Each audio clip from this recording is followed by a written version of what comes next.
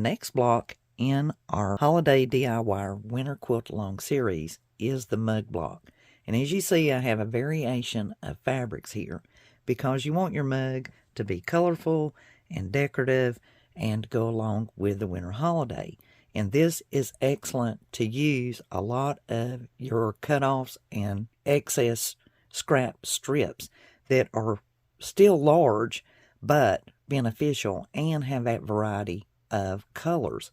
You can also iterate a shape out of like 1/4 inch squares or model something that you like, a picture. Maybe you're using a print that has a photo on it that you wish to fussy cut, and this is an excellent block to do that with. So let's get started. In making the mug block, you will be using a great deal of 1.5 inch strips in this particular block. The very first thing we want to make, believe it or not, is the handle for our mug. To make the handle, we need to pick one of our fabrics, and you could use two like I'm going to, or you can use one. So we have our upper part, our lower part, and then the handle that we put our hand upon. Looking at the original pattern, which was put out by Moda Fabrics, the handle part, the actual part that you're holding on to, is 1.5 inches wide by 3.5 inches long. And I have this scrap piece of the green and white striped fabric. And this, as you can see, is a side that kind of got the edge trimmed off of it. And then the upper part is just perfect. And those are the kind of strips that you may choose or desire to use because you're basically using your scrap pieces to make this block. So just bear in mind that most of them will be at least 6.5 inches long as far as the largest part that you need. 1.5 by 2.5, I need 2 of those for the up, one for the top and one for the bottom. So now we have these. Now we need some background fabric to go with this handle. And there again, it will be a 3.5 inch strip. And anytime you're building a block, try to stay with one large ruler and one small ruler throughout that entire block. You don't want to change out this ruler if that's the one you've been using as your guide cut with. Same with this if that's the one you've been using. It's really, really important. Now we need 2 1.5 inch squares. One for here and one for here. There again, staying with the same rulers that you selected when you began your block. It's so important because it will change just the same as if you were to use a different sew foot with your sewing machine. It's very wise to stay with the same one. So this is how this is going to work, to go ahead and snowball this piece, our top and our bottom. So as we've been practicing before, on this lower piece, the angle needs to go from the upper right-hand corner to the lower left-hand corner. And if you do this opposite by accident, it's not going to hurt a thing because you could just turn it upside down. But as you remember, I told you if you are using a fabric where you have patterns that are flowing in a certain direction, such as this one, I have mine flowing in the horizontal direction, and I have my top doing the very same thing. This block up here will go the opposite direction. It will be snowballed from corner to corner, starting in the upper left-hand corner and going to the lower right-hand corner. And I always put a mark there so that I can see it when I get to the sewing machine, and it keeps me from getting turned around, and I do not have to think about it. I know just by looking at it exactly which way I need to sew that line. Now while I'm at the sewing machine, I'm going to sew a seam directly down on that drawn line for both these pieces. While I'm at the machine, I'm going to go ahead and attach this 3.5 inch sewing down the left side of it. Now before I iron those open, I want to allow my 1/4 inch seam allowance and cut off that extra. On my particular ruler, I have a shading with a little X mark, and I can lay those little X's right down on that seam line, and that ensures that I have allowed a 1/4 inch seam allowance so that when I press this open, it gives me plenty of fabric. And remember, when you sew these little bitty snowballs onto your piece of fabric, minimize your stitch down to 2 millimeters. So as you can see, those stitches are a little bit closer together. So I've got it on 2 millimeters versus my standard 2.5 millimeter. It keeps them together a lot better because the stitches are closer and a little bit tighter. So I'm going to go to the iron and press these open. So as you can see right here, it is really starting to come together very, very quickly. So naturally, we have our top piece, our bottom piece, and we are just going to go to the machine and we are going to sew these and attach them to our little handle here. So we're going to press these open and then we'll be able to move on to the next step. Let's begin building our mug and getting it layered up, and then that way we can come back to our handle. Now in the original pattern, the very top layer of the mug is matching the handle. You are not boxed in. There is no requirement. And with me having all these beautiful fabrics that I really want to use, I am going to mix it up because that handle is still going to look just with any of these fabrics. So here is the trick to building this block. The center piece of the mug is 6.5 inches long by 4.5 inches tall. And that these pieces, I may have to sew some together or add another fabric and then cut out the size to get it that particular size. And then the upper piece, of course, is 6.5 inches long, and it's 2.5 inches wide, and the bottom piece the same. With that being said, there are leftovers that we had. These are like 3-inch half-quarter triangle squares that we had left over from our present block. Those could be used, and then that way you can make up the 4.5-inch difference in that center, and it would also match this complementary fabric for the handle. That is one idea. We also had these really small 1.5-inch half-quarter triangles left over from the reef project, and these could be used to make the center. And that is where you can really truly get inventive. So as I look at my fabrics, I'm deciding, okay, I know I need at least a 2.5 by 6.5 inch piece to go at the bottom. And this piece says that I have left over, they are at different measurements. And I can really easily lay this on my mat and see exactly how long it is. And then I can go, oh, well, I need a 6.5-inch piece. Or I can cut me a new piece to make it the size I need. The bottom line is the mass of the mug, height with all three fabrics that it's calling for, is basically going to be 8.5 inches tall. And you can make it work.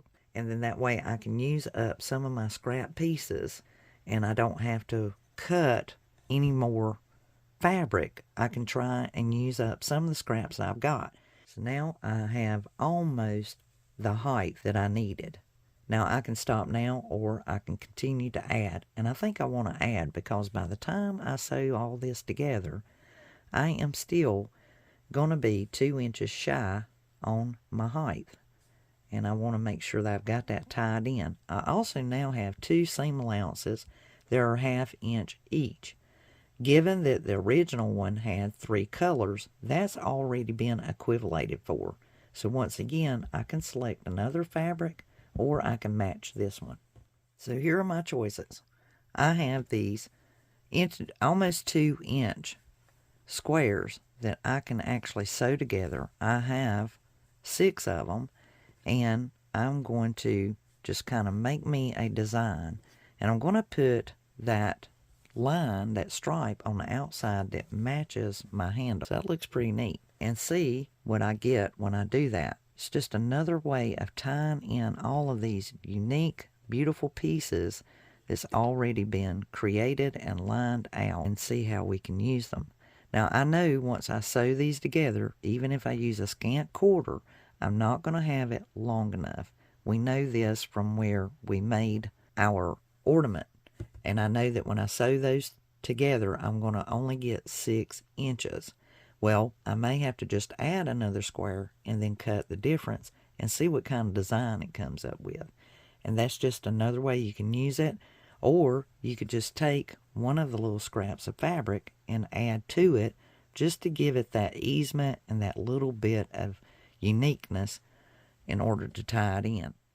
Alright, so I sewed that together and then I pressed this part open. On your small pieces in the center like that where you're just needing a little bit of grace, they're going to naturally flap open. So it's just best to go ahead and press them open. And then of course these seams I pressed to one side. So now this is looking pretty sharp and it's going to work great in the mix here. So this is how I'm going to assemble this and see what kind of difference we have. And our goal on this is to get the mug at a 8.5 inch. I'm going to do a scant seam line, and a scant means it's not quite a quarter and it's just under a quarter. And then sometimes you just end up with what they call that scant, and it gives you that little bit of extra that you need. And so all 4 of these strips together and press them open. Remember, press towards the dark side. So as you press upward, going just up, up, up, because they're all dark fabrics. So I pressed open all the fabrics and they look beautiful. I am a 1 inch exactly, 1 inch from having an 8.5 inch square. Is I am going to add an 1.5 inch piece of fabric up at the top. Now in the original pattern, this distance, all these fabrics added together, were 8.5. And use your ruler. You've got to use your ruler and you've got to keep your measurements in mind. So here's my mug really stacking up and looking great. And another thing I wanted to share with you is when you press your seams, the small little blocks that I had sewn together, I pressed them one seam down, one seam up. That will take bulk out of the fabric piling. And then as I pressed these upward, as I sewed on each one of these strips, so that will make it a lot smoother and a lot better. I need to cut off the difference here, especially with the paper piecing projects. These little strips right here are your helpmates, because you get into these paper piecing, really small strips are handy. Alright, now we have our mug built. In the original pattern, there is a saucer that also will be a bottom of our mug, and there will be steam coming up at the top. The next move that we need to make here is building out our background fabric and attaching our handle. So to give our mug more definition, we need 2 1.5 inch squares that we are going to snowball on these corners. We're also going to need a background strip to go atop of our handle that is going to be 1.5 inches by 2.5. Because I know what lies ahead on this pattern, I'm going to go ahead and tell you that you need 2 more of these 1.5 inch squares. And we need our 1.5 inches by 2.5 inch. That is going to be sewn to the very top of our mug handle. So we'll do that while we're at the machine. Just going to put a pin in it so that I can keep it there until I get it sewn down. And then on these, as we've done so many times in the practice of these blocks, we are going to snowball in the bottom corners of our mug. Once again, to keep us from being angrily challenged, we're going to lay our ruler there and we're going to draw our line, our sew line, onto the square. We'll go from the upper right hand to the lower left, and on the opposite side we will do the opposite. We will start in the upper left and we will sew down to the lower right. And we are going by the original pattern for these measurements. And what you're going to notice is that is going to intersect and cross over your existing seam line down here on this fabric for me. If you cut yours, you will have a cut pattern. You'll also find that in the description box underneath the video for the Holiday DIYER Winter Quilt Along mug block. So just check the description box. You will have your cuts in advance. And this way, if you have scrap fabric as I did and you want to tie it in and utilize it, you can now build yours out just as I have, and you will know how. This is no requirement. This is what I chose to do to make my mug a little more unique and to use up my scraps.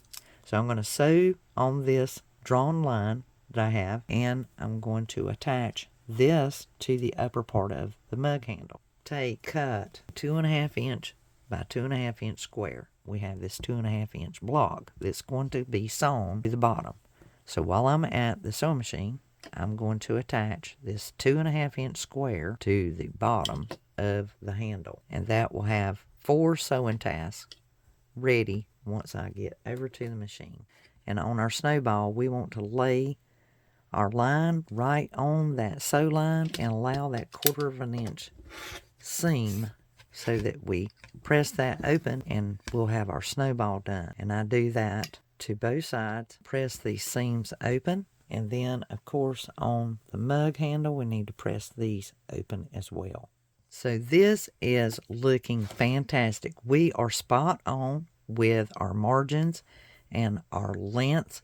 This is an 8.5 inch mug build, and here is our handle put together with our background fabric at the top and the bottom. We have the measurements spot on, 8.5, and now this one, and now we can just attach and sew this down. I am most pleased with how my mug is looking thus far, and the pattern is calling for a 2.5 inch wide strip on this side that is 8.5 inches long. Let's go to the machine and let's sew this background piece over here. The original pattern, they cut this piece down here.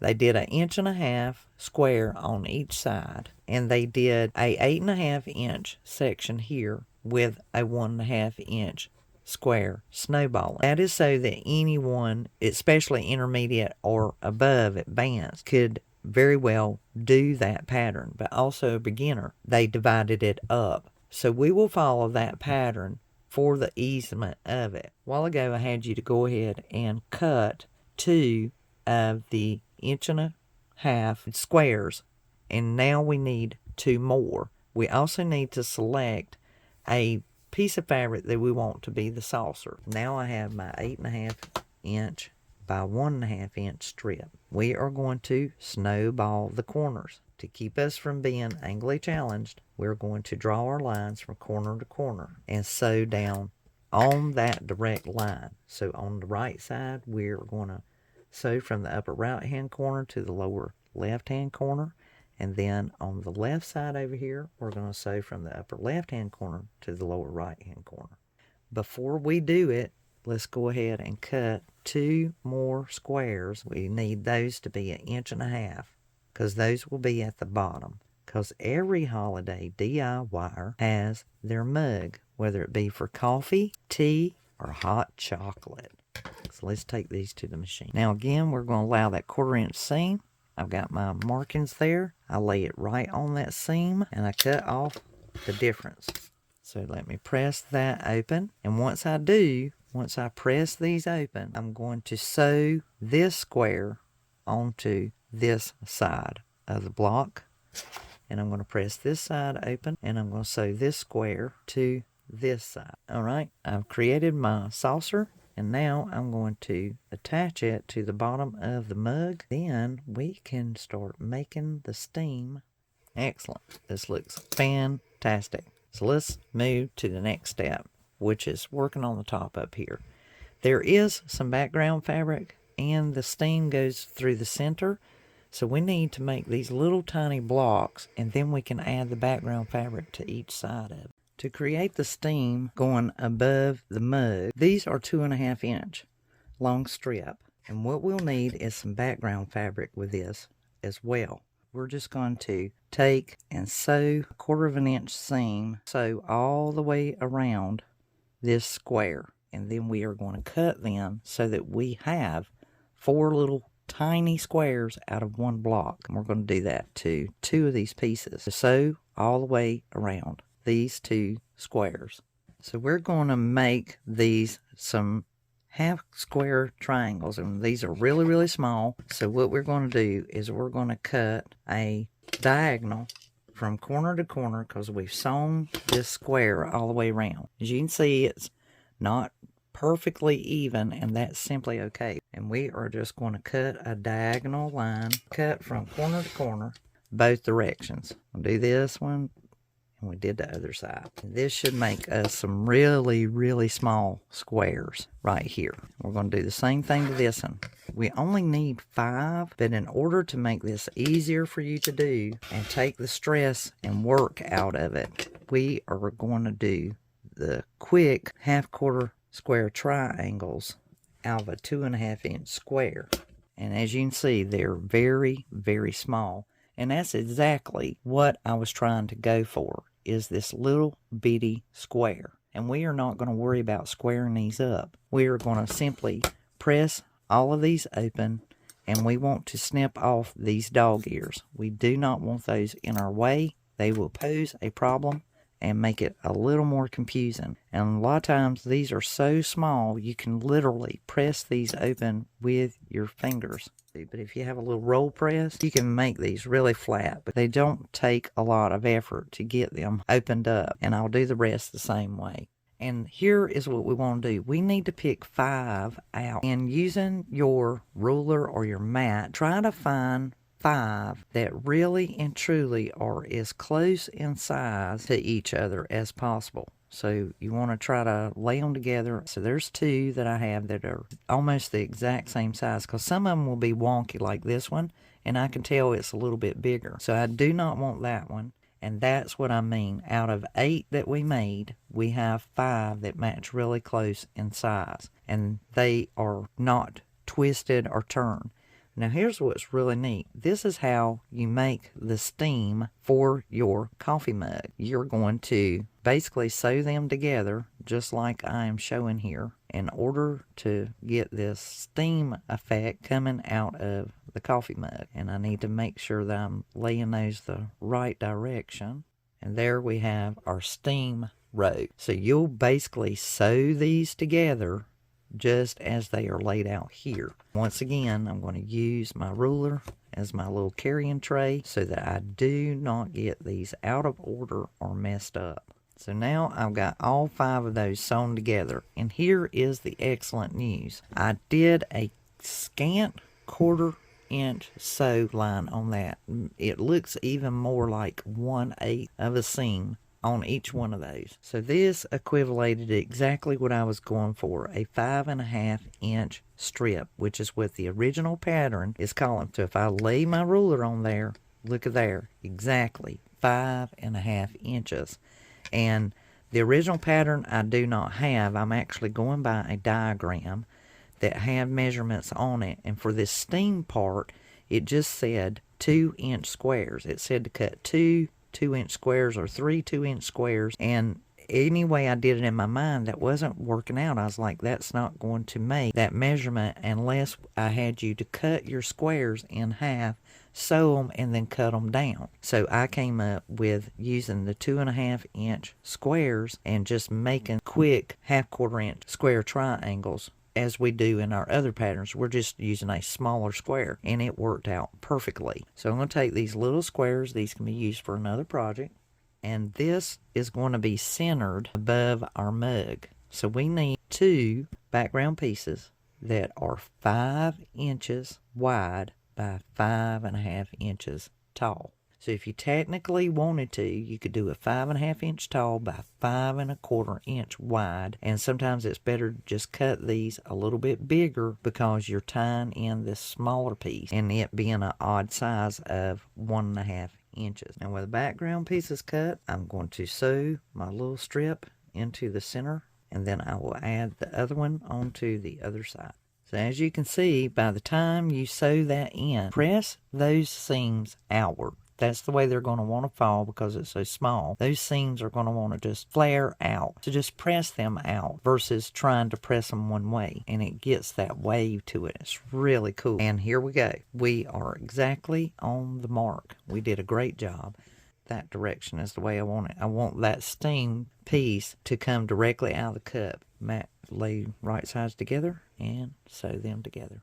Look how beautiful that turned out. That is an absolutely gorgeous block. It's been our prettiest one thus far in the Holiday DIYer Winter Quilt Long series. And this block is 10.5 inches wide, and it is our largest one yet, measuring in at 14.5 inches tall. And I would love to do more of these. If you check out modafabrics.com, you will look up, it is called In From the Snow, and it was an entire mug series. You can also find it on Pinterest, and it has all these different mugs was making this lap quilt. And so you could follow that pattern. You can find the squares broken up on Pinterest. You can follow my Pinterest and find a few of the mugs on there. And it is a quilt of different mugs. They are beautiful. One has a reef in it, which was my inspiration. And then I thought, I have these squares left over, so I'm going to use what I have left and show you how you can tie that in any of your scrap pieces to make all the other pieces and make it work and still get the same measurements, the same height, because by the time you follow this Winter Quilt Long series, you will have many cuts of fabric if you are using fabric by the yard such as I am. And this is a way for you to use up your scrap pieces and put them into your quilt and bring all those colors and contrasts together of the other blocks. And the mug was one of those. It was the perfect block to do that with. So go make your coffee mug and make it unique. Customize it just for you and let it really, really be a part of your quilt. And now you have a new method and you've learned a new trick on how you can get a very, very small square of 1.5 inches by sewing 2.5 inch squares together and cutting them 4 ways to make half-quarter square triangles and make them very, very small. So that is another way that you have learned and advanced your skills in quilting, and know that there is more than one way that you can make your quilt squares without having to do flying geese or cutting pieces and trying to sew on an angle and make them all at one time.